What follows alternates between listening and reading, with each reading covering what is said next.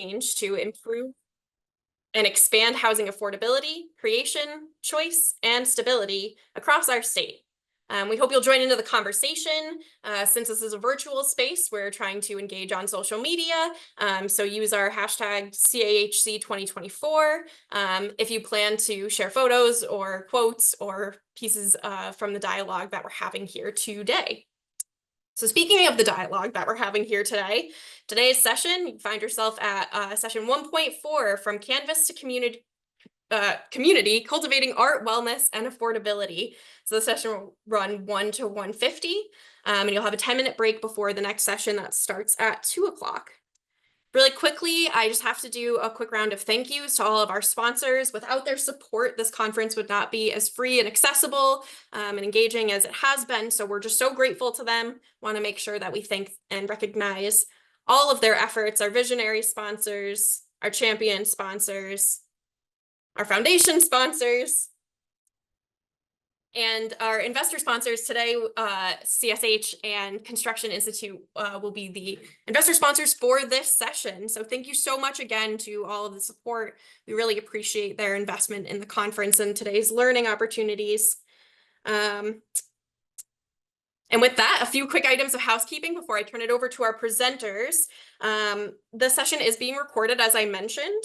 We'll make all recordings available as soon as possible on our YouTube channel.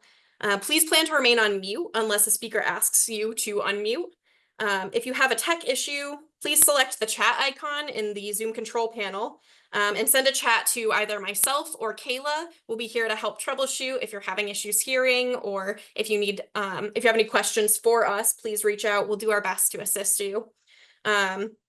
Speakers will let you know how they would like content questions to be submitted, whether that's through the chat or coming off mute. So totally up to you all how you would like to move forward with your audience. And post-session, please plan to complete the very quick feedback survey. These are available by clicking on the megaphone icon, as you can see on the right-hand side of the screen here.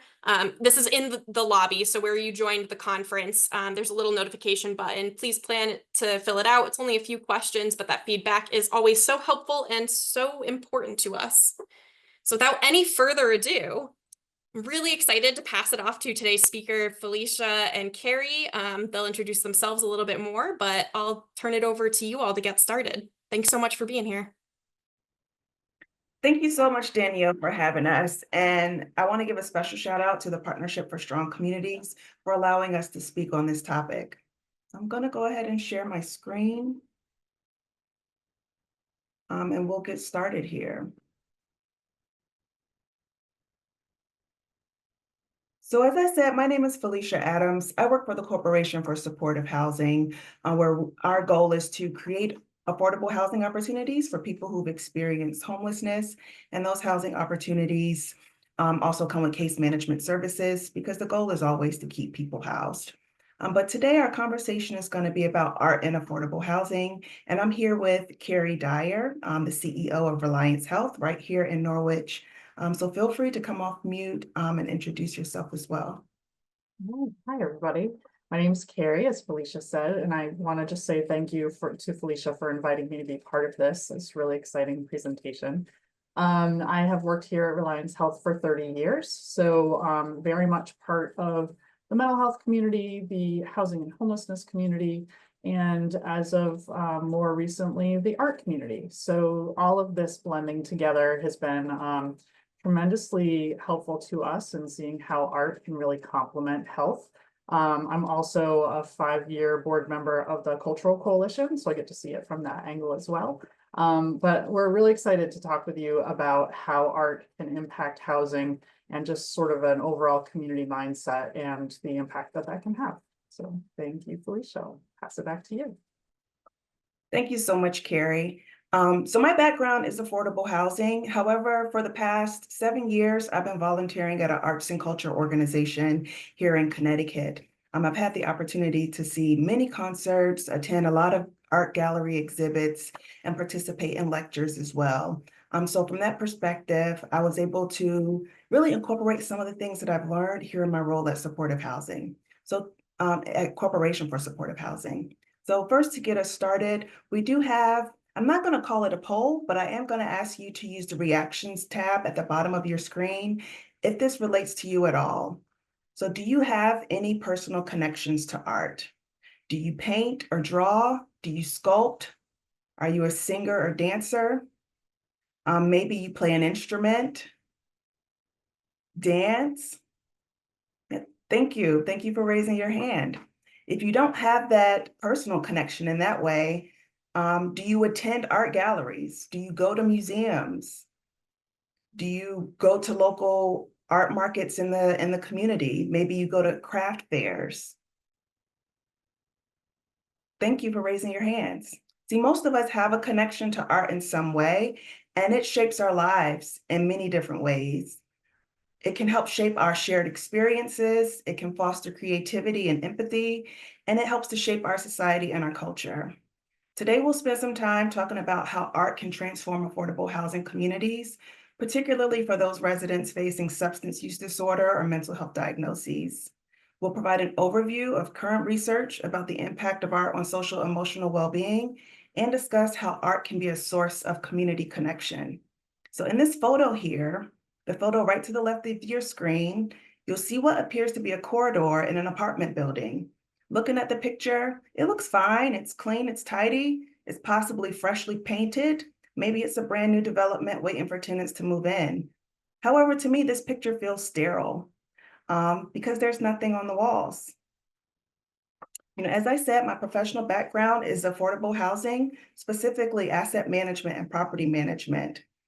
However, in my role at Corporation for Supportive Housing, I conduct site visits to social service agencies that provide case management services to people who were formerly homeless.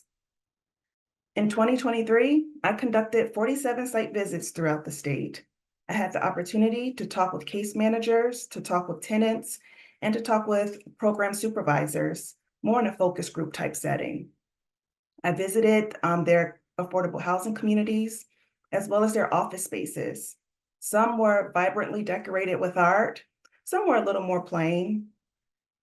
Those who had art, some of the art was purchased, but most of the art was created by the staff or the tenants of the affordable housing communities that they were serving. In the focus groups, case managers and tenants talked about how the art was incorporated into the service delivery model. For example, some case managers facilitated crafting classes with tenants. In one agency, they worked with the musician to bring music classes and sing-alongs to the tenants of affordable housing. And it was at this time that a friend of mine, who happened to be an artist, recommended a book. The book was titled Your Brain on Art. And in that book, the author explores the science behind how our brains respond to art, how art impacts our emotions, the reward center of the brain, sensory processing, and cognitive function. The book explores how art can reduce stress, anxiety, and depression, and enhance mood and even boost the immune system. For anybody with any familiarity with affordable or supportive housing, you know that our tenants come to us with challenging mental health conditions and substance use. And we want to be able to create an environment that's going to help them in their recovery process. The benefits of exposure to art that were described in the book were parallel to the experiences shared by the case managers and tenants in the focus groups during the site visits. So neuroaesthetics is the scientific way to describe the psychological study of how we respond to experiencing art. So have you ever become emotional from hearing music or seeing a ballet? That's a response that begins in the brain, and scientists have learned that art engages multiple regions of the brain that influence emotion as well as cognitive functions. Engaging in art by creating art, or even by just going to a museum and experiencing someone else's art. Those experiences help to lower stress levels and even promote relaxation and mental clarity. Additionally, participating in creative activities enhance problem-solving skills and may improve memory retention. On this slide here are a few notes about art's impact on social emotional health. When people experience art, there is a chemical reaction that happens in the brain. The brain releases what are known as our happy hormones, our feel-good chemicals, dopamine and oxytocin. These are released and it enhances mood and it enhances social bonding. So when people can come together to experience art, maybe at an art gallery or a museum, or even creating art together, those help people bond together and build memories together and have that sense of community. Art helps our emotional processing. It's a way to creatively express ourselves in a safe space and to manage complex feelings.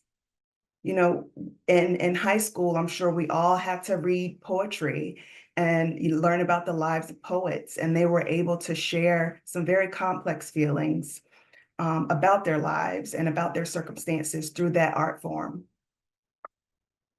And lastly, another impact on social emotional health and well-being is the sense of community building.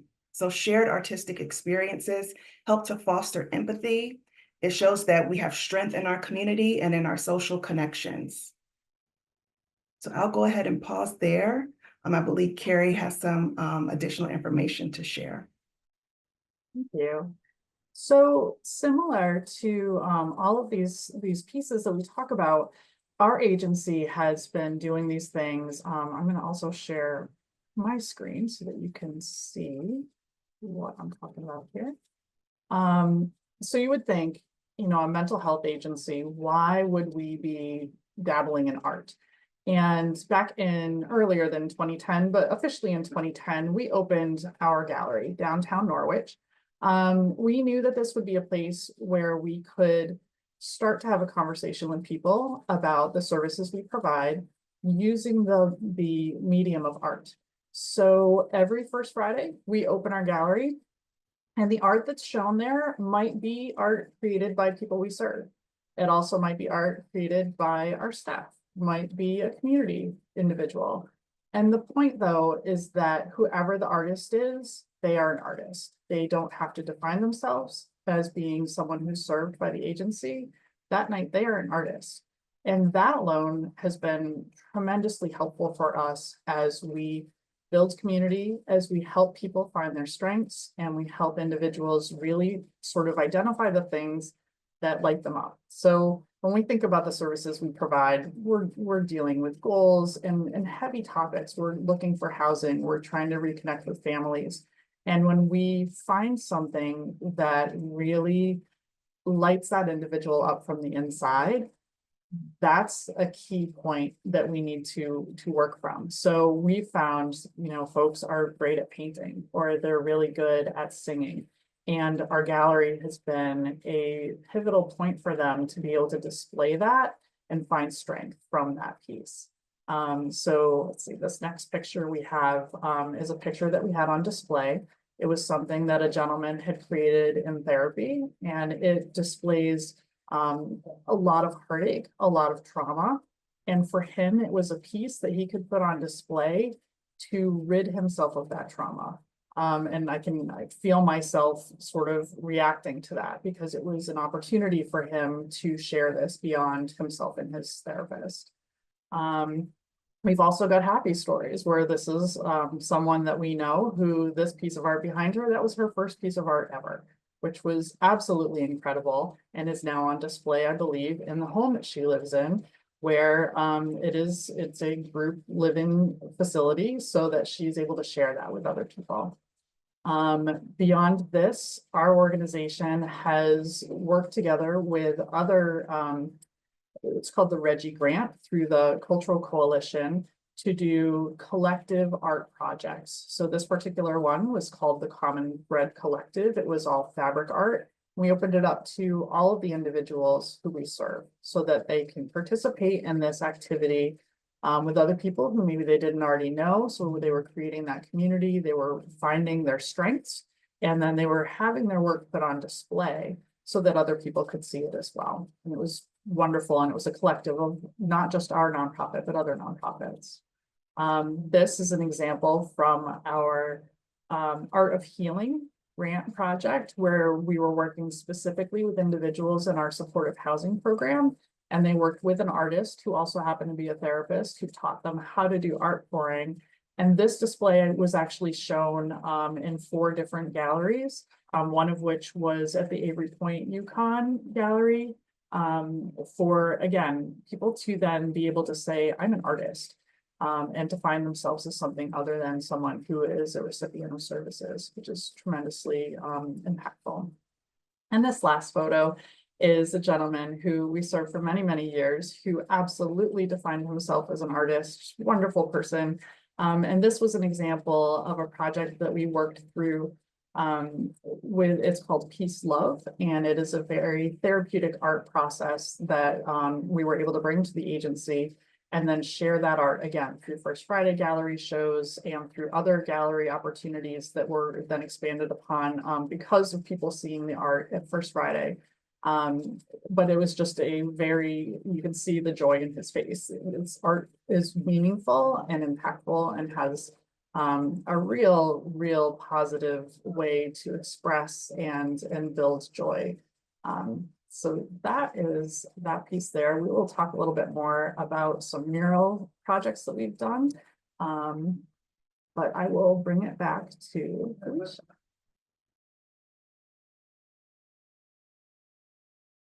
You're muted, Felicia. Thank you so much. I have a few more slides to share, and then we'll continue with the discussion.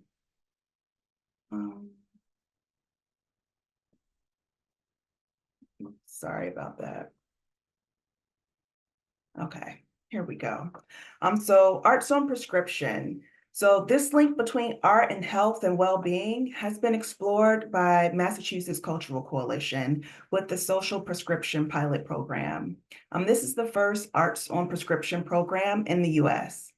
So recognizing the need for a more whole person approach to healthcare for people with physical and mental health concerns, medical providers who worked with the Massachusetts Cultural Coalition wrote prescriptions to engage in arts and cultural experiences provided by participating museums and galleries. So overall, the way this worked, the Massachusetts Cultural Coalition partnered with local art galleries and museums and with local healthcare providers, shared the impact of art on physical and mental health, encouraged those providers to write a prescription to their patients who may have physical and health concerns to go to museums and galleries and theaters at no cost.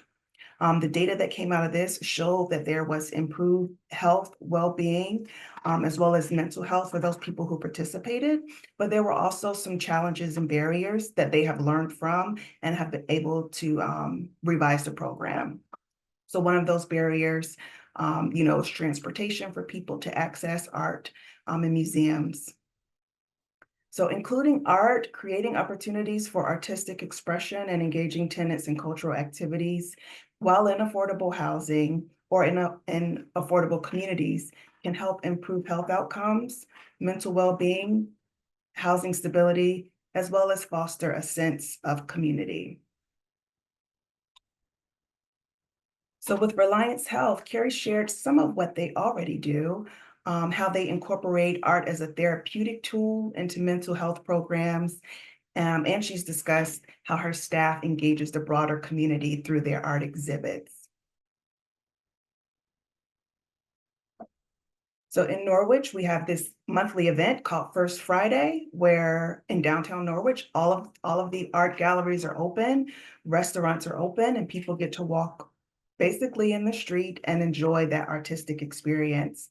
In Reliance Health, their art gallery space is always open to the public as well. I can add to that too. The other piece that beyond just sharing the art, what we found to be really important is that a lot of people don't really know what mental health services are. And First Fridays offered us the opportunity to open the door and invite people in so that the art is the draw. And it then allows people to sort of, become a little bit more relaxed, have the opportunity to ask some questions. And it's allowed us to build some fantastic relationships, which is ultimately the crux of what we do, but with people who might not ordinarily come through our doors.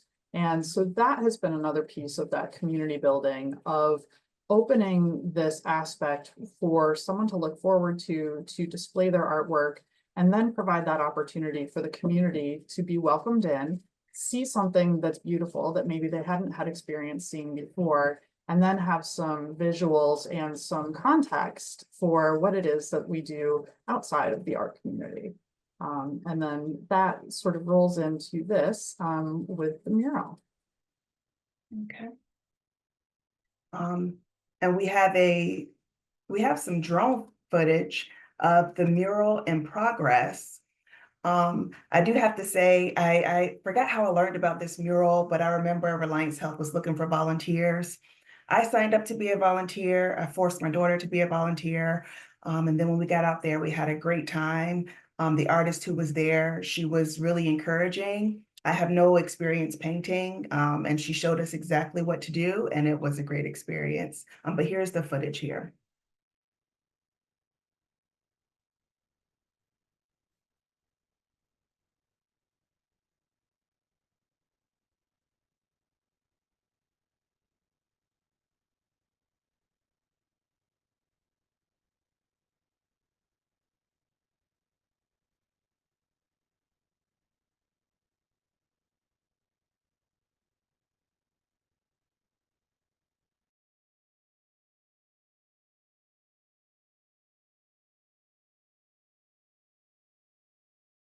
So for some context to this, our agency bought a building at 2 Cliff Street in downtown Norwich because our current office space did not, it wasn't big enough. We've been growing, which has been amazing. And the building that we purchased is an old Sears building, had that large retaining wall. And it just looked so bland. And there had been some discussions about murals going up downtown. And again, we're thinking, well, we're a mental health agency, and how do we add to the beautification of downtown Norwich? And this wall was the obvious answer. We were very fortunate for the city of Norwich to provide us with an opportunity to get an ARPA grant. And we did a ton of research. We did a ton of trying to project onto this 125-foot wall that is 25 feet tall to figure out what would make the most sense to put on that wall. And we went through a lot of different ideas, but we finally came down to the idea to say, you know what, it would be really cool to add some nature downtown and to try to tell a story that then connects back to our agency. So someone threw out the idea and said, what about Van Gogh? Van Gogh has beautiful artwork. He has the mental health background, and it's a way to tell the story that is both beautiful and touching and massive. So in getting and obtaining that grant and in working with Candace Flowerty, who is the artist, we were able to create this absolutely gorgeous mural and to do it as a community event. So as Felicia said, we put it out to everyone to say it doesn't matter if you're an artist. We would love people to put their own, piece of this art onto the wall. And so that's what we did. It took a lot of time, and to watch the artist create this piece of art out of grids, it was absolutely mind-blowing. I am not an artist. I appreciate art, but to see it put together really was impressive. And it's something that is a point for us to then project into our future to say, how do we further tell this story? This, parking lot is here now and people access it, and we see people and influencers taking pictures in front of the mural, and to connect that back to the agency and what we do and how to tell our story is something that really, makes a lot of sense and helps us also give back to our city. So this is a city where we've been for almost 50 years, and we want to give back to the city by being, beautiful and thoughtful and giving. And so that was our way to do that. And it's a point of pride for sure. It's absolutely gorgeous. Yeah, and thank you. You know, it is an opportunity for community building and having that social aspect. As I stated, I had no experience, but I felt comfortable doing this. And even now, you know, when I have friends and family come to visit me in Norwich, I can take them and say, hey, I painted that iris right there. That one has my mark on it. There are other places in Norwich that has a big art impact on the community and the residents of affordable housing. So the mural at Reliance Health is one of many expressions of art in downtown Norwich that contribute to community placemaking. As part of a community building effort, Castle Church transformed a vacant lot into Jubilee Park. That's a celebration of Black history in the city. The goal of the park, the goals of the park are to strengthen social ties, improve safety, attract visitors downtown, and to celebrate the arts, music, and culture. Jubilee Park was once an unused, overgrown courtyard. With this mural, the artist highlights Norwich historical figures, James Lindsay Smith, as well as Sarah Harris Fairweather. And we have a brief video that was put together about Jubilee Park as well. Hey, I'm Ben. I'm Ben. And I'm Payne. Okay. Hey, I'm Ben Keller, and I'm a mural artist at this project, working in collaboration with Castle Church. The mural is meant to revitalize and inspire. People are already, I think, resonating with it. I'm just happy that something's happening. They see activity, they see some color, and you know, sometimes that alone can make someone say, "We can go."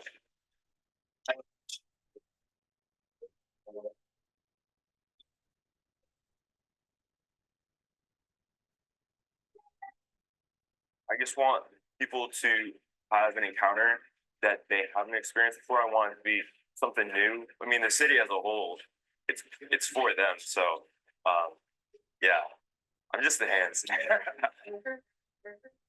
In addition to Jubilee Park and the mural there, we have the Warrigan Apartments. It's actually right across the street from this new courtyard park. And the Warrigan is another example here. But it is now mixed income apartments with first floor commercial space. One of the leased spaces is the gallery at the Warrigan. It's an art gallery that is owned and operated by a resident of the Warrigan Apartments. This art gallery is open daily and welcomes artists of a variety of disciplines, some of which are also residents of the Warrigan. The art exhibits are a mainstay of art and culture tied to a residential building that creates opportunities for people at all income levels to engage in art in their community. So far, we've learned about some of the benefits of participating in art or even experiencing art in your community. We also highlighted 3 examples of how art is part of the Norwich community. Now we're going to move forward and discuss what we can do to ensure art is intentionally embedded into future affordable housing developments or community development projects. So first, we want to ensure that we are being intentional about collaborating with local artists that represent the community being served. We want to get their input and then consider purchasing their art when developing new housing or new office space, making sure that we are buying from local artists. We want to consider public art initiatives such as murals. They reflect a community's history, culture, and aspirations. This is a great opportunity to engage the community in art making, further deepening a sense of belonging and community and safety. Consider offering art classes, workshops, or community crafting in affordable housing communities as a way to get residents to get to know each other, reduce loneliness and isolation, and enhance mental health and well-being. Lastly, we want to advocate for funding and development plans and service plans to ensure access to resources to purchase art and for tenants to engage in artistic expression. We know there's a cost associated with everything, and that's a real barrier that we have to face and come up against. But here are some suggestions for how to fund art in affordable housing. So getting involved with local public art funds. In Eastern Connecticut, we have the Cultural Coalition, which is a great start.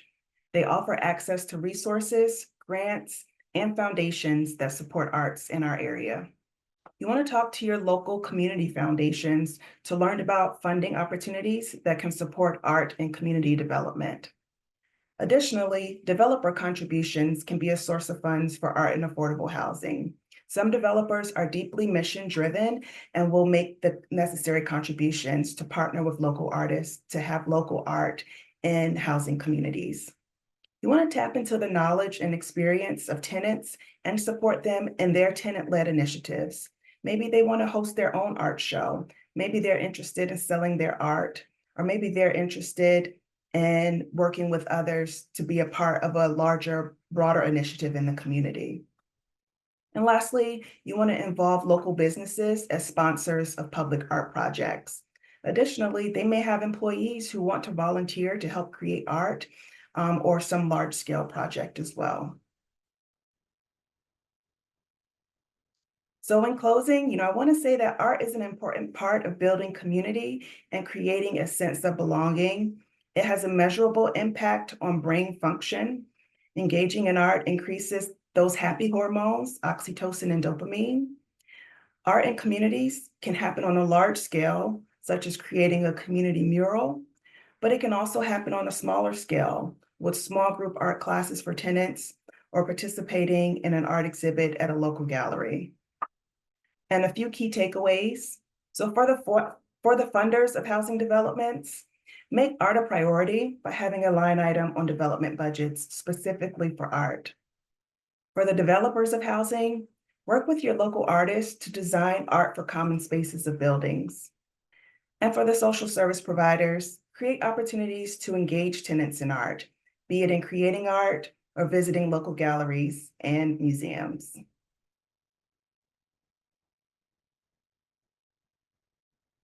I do want to leave you with our contact information if you ever have any questions or just want to reach out.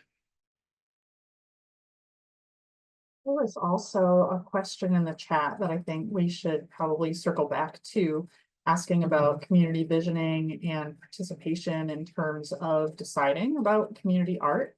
And I know I can speak to our mural first is that we did a lot of sort of asking around and trying to be mindful of sort of the feel of Norwich. So we wanted to be respectful. Norwich likes to reflect on its history. And so we wanted to be really respectful of that.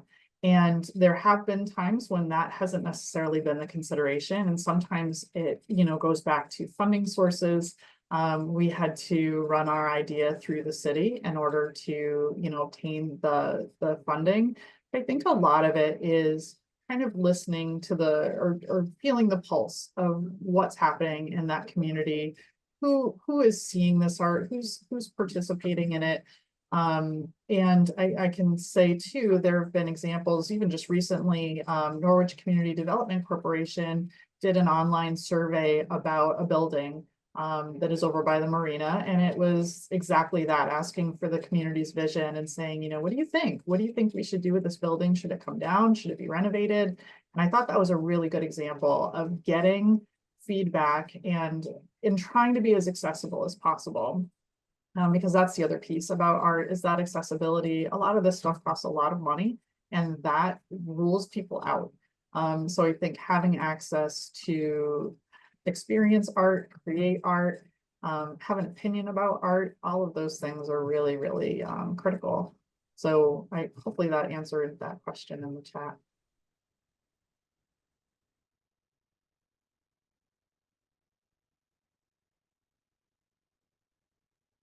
Felicia, do you want to open up for questions or have people put anything in the chat that they had for any sort of feedback or further questions? Absolutely.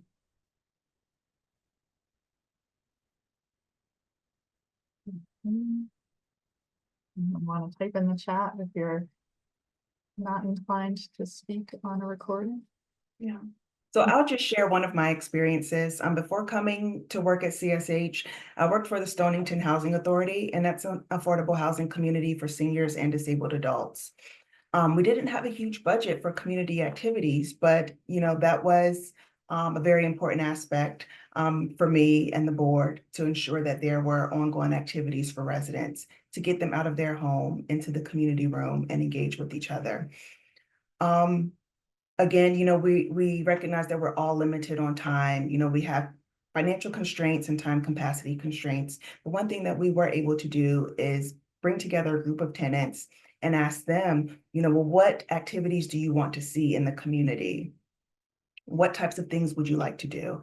They came up with a list of things, and we had a brainstorming session about how we could accomplish those things. And some were very low barrier, like, can we do Christmas crafts? Well, absolutely, we can do Christmas crafts. We can buy things in bulk online, so that it's a little more affordable, and then bring people together. From that, it grew. Tenants started to bring their own crafting supplies to the community room and share them with each other. People started bringing meals and potlucks. And so it grew into this big social event where people would come together and craft with, little influences or say from the staff. They really took the lead on that.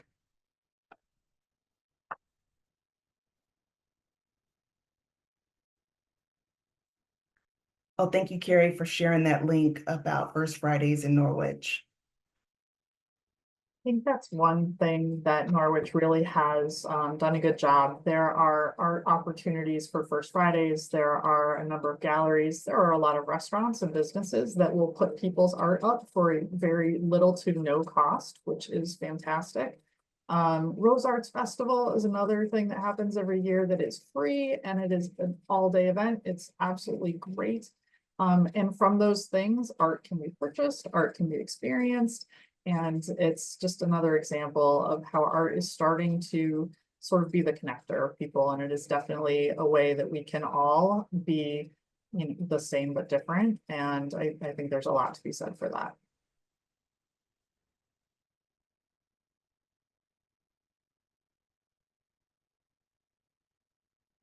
Well, thank you all so much for joining us today.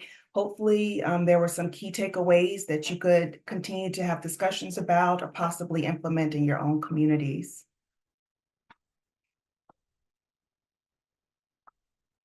Thank you for joining us. We'll leave the room open in case folks have questions they're percolating on, trying to think of, but we have the space to engage, so feel free to jump in with questions. Their contact information as well is available on the screen, so if you want to reach out directly, you can also do that.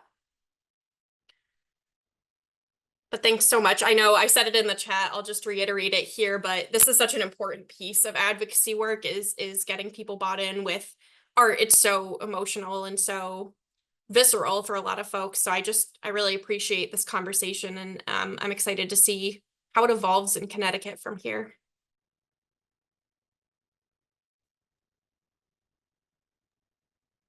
Absolutely. I know we spoke about the Eastern Connecticut Cultural Coalition, but there are other cultural coalitions in the state.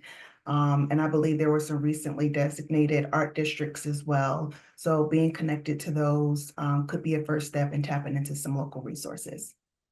Mm.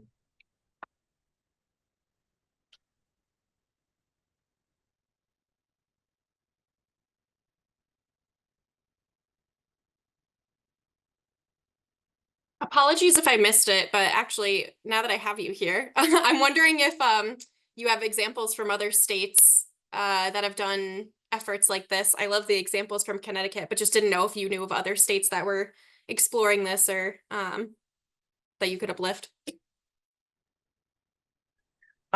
Yes, there is a developer out of New York. I'm trying to remember the name. Related Properties.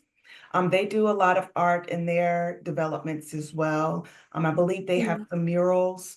And if I can find the resource, I'll try to share it so it can be shared along with the slides about how they incorporate community into deciding what type of murals they offer, how they recruit for volunteers, how they work with tenants of affordable housing as well. Yeah, that's awesome.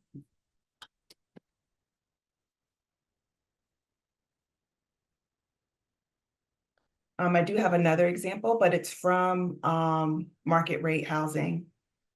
I've spent my career in affordable housing. My brother has spent his career in market rate housing. And of course, they have larger, budgets, but they are very intentional about how they purchase art for their new developments. They work with local artists. He works in Massachusetts. He's worked in Boston, Cambridge, and Quincy. And they source all of their art from local artists. There's a question in the chat about homeless shelters embracing art as well. And my gut says yes. And so I can say for us, while we don't have a shelter per se, we go straight to supportive housing. We have 13 different houses where we offer supports to folks with 24/7 staff. And art absolutely is part of that. And whether it's art created by the people who live there or art chosen by the people who live there, I think it's important for a house to feel like a home, and that's not just, something that was bought at Walmart and thrown up on the wall just to make it look homey. That's not the same. So we have one house, for example, that is mostly gentlemen who live in that house. And there were flowery pictures on the wall, and it was clear that those gentlemen did not purchase that art. And so we made a concerted effort to do some shopping and did some local shopping at some of the galleries, but also just, went out and said, what speaks to you? This is your home, and it should reflect that. So I would say yes, for sure. Whether it's stuff that we create, and we try to do that to help people be creative, even if they don't think of themselves as being creative.